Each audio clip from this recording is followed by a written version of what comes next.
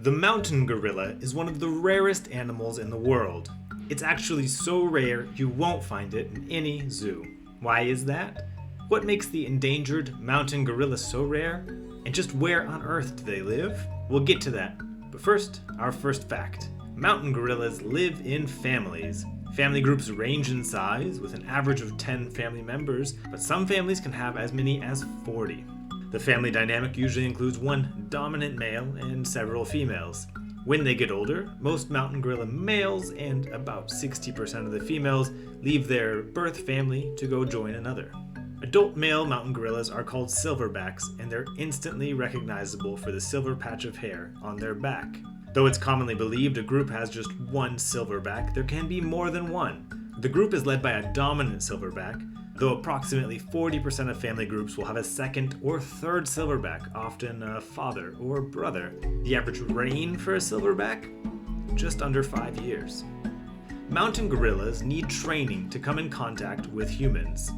Gorilla habituation is the training gorillas go through to deal with humans on a regular basis while still going about their own lives. Since gorilla families live in the wild, it means the only way you can see a mountain gorilla up close is to hike up to see it. This activity involves tracking a specific gorilla family with the help of the park rangers who monitor where certain families are. These selected families have undergone gorilla habituation. This training takes about 2 years, and while habituating more gorillas could mean opening up more potential for tourism, some families are deliberately left unhabituated as a precaution to keep gorillas safe from human-borne illnesses. Now, habituation isn't just for you and me to go visit the mountain gorillas, it's also critical for tracking births, deaths, migrations, silverback clashes, and monitoring health issues while also keeping an eye on illegal activities. This question about tourism is a vital one because of one interesting situation. Mountain gorillas can't live in zoos. Though keeping mountain gorillas in zoos has been attempted before, unfortunately the results weren't positive. Some scientists believe they didn't last in the zoo because of the specialized mountain diet that includes leaves, shoots, stems, as well as larvae, snails, ants, and roots. So if you can't see mountain gorillas in zoos, where can you see them? Mountain gorillas live in the mountainous, forested areas of 3 countries, Rwanda, Congo, and Uganda. And they are a significant draw to the region. In one park alone in Rwanda, 2016, Volcanoes National Park generated $16.4 million from park entry fees. Now, to actually go gorilla tracking requires a permit. That permit grants you 1 hour with the gorillas, and the price of the permit varies from country to country. In Congo, the current cost is $400. In Uganda, the cost per permit is $700, and in Rwanda, the cost is $1,500 per gorilla permit. We share about 98% of our DNA with gorillas. Gorillas, they're just like us. In the mountain gorilla families, both females and males care for the infants, hugging, carrying, and playing with them. In fact, mountain gorillas are so similar to us, it's possible they can catch a cold from us, which is why precautions like keeping certain families unhabituated are so necessary. Mountain gorillas also have some very human traits. Mountain gorillas love to communicate.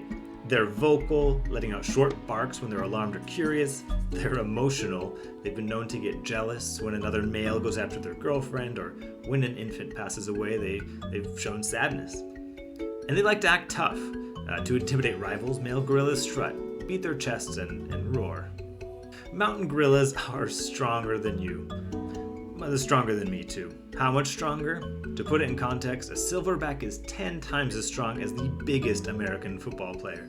In terms of size and height though, they're fairly similar. Our lady gorillas tend to weigh around 90 kilos or 198 pounds and stand about 4 feet 9 inches tall. Silverback gorillas weigh up to 180 kilos or nearly 400 pounds and stand about 5 foot 5 inches. Currently, there are an estimated 1,063 mountain gorillas in the wild. That may not sound like a lot, and it's true that mountain gorillas are still an endangered species, but they've come a long way. Actually, in 1981, a census counted just 254 gorillas. At that point, they were critically endangered, meaning they faced a high risk of extinction and they depended on conservation efforts to survive. Now, there are more than 1,000. But they're not out of the woods yet, if you'll pardon the pun. Keeping mountain gorillas protected means a collective effort that involves everyone, from the tourists, whose visits can be worth millions of dollars in funds to the park, to park rangers and communities who must act as caretakers for the gorillas and for the lands. Still, if you have the chance, it is a once-in-a-lifetime experience that's well worth doing, and you could be helping to contribute to their continued conservation. So what do you think? Have you gone to visit mountain gorillas before? Would you go? Let us know below and subscribe for more videos on the impact of travel and tourism to make a difference in the world.